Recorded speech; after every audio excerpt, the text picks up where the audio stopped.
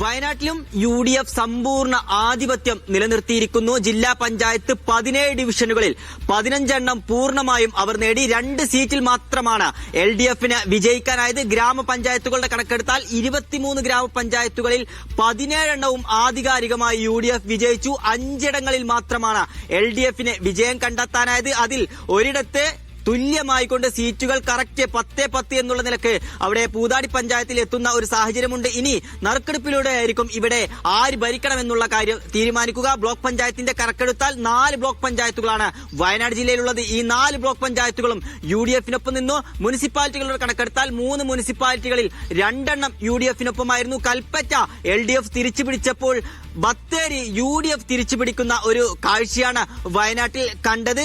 കഴിഞ്ഞ ഇതുവരെ തെരഞ്ഞെടുപ്പുകളെക്കാൾ കൂടുതൽ ബഹുഭൂരിപക്ഷം, വലിയൊരു ഭൂരിപക്ഷത്തോടു കൂടിയുള്ള ഒരു ചരിത്ര വിജയമാണ് ഇത്തവണ UDF നേടിയതെന്നാണ് DCC പ്രസിഡന്റ് മാധ്യമങ്ങളോട് പറഞ്ഞത്.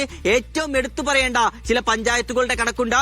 മൂപ്പനാട് ഗ്രാമപഞ്ചായത്ത് 2.5 പതിറ്റാണ്ട് കാലം UDF ഭരിച്ച പഞ്ചായത്തായിരുന്നു. എന്നാൽ ആ പഞ്ചായത്ത് UDFൽ നിന്ന് LDF പിടിച്ചെടുത്തു. വൈത്തിരി പഞ്ചായത്ത് ഇടത് കോട്ടയാണ്. വൈത്തിരി പഞ്ചായത്ത് കഴിഞ്ഞ 25 വർഷമായി LDF ഭരിക്കുന്ന പഞ്ചായത്താണ്. ഈ LDF ഭരിക്കുന്ന ഈ ഒരു പഞ്ചായത്ത് UDF പിടിച്ചെടുക്കുന്ന ഒരു കാഴ്ചയുണ്ടായി. തിരുനെല്ലിയിൽ എല്ലാ കാലത്തും LDFന്റെ ഇടത് കോട്ടയാണ്. പ്രതിപക്ഷം പോലും ഇല്ലാതിരുന്ന LDF ഭരിച്ചിരുന്ന പഞ്ചായത്ത് പറഞ്ഞതുപോലെ അങ്ങനെ പ്രതിപക്ഷമില്ലാത്ത സ്ഥലത്ത് പോലും മുന്നേറ്റം ഉണ്ടാക്കാൻ UDFന് സാധിച്ചിരിക്കുന്നു. BJPയും അങ്ങനെ വലിയ മുന്നേറ്റം വയനാട്ടിൽ ഉണ്ടാക്കിയിരിക്കുന്നു എന്നുള്ളതാണ്.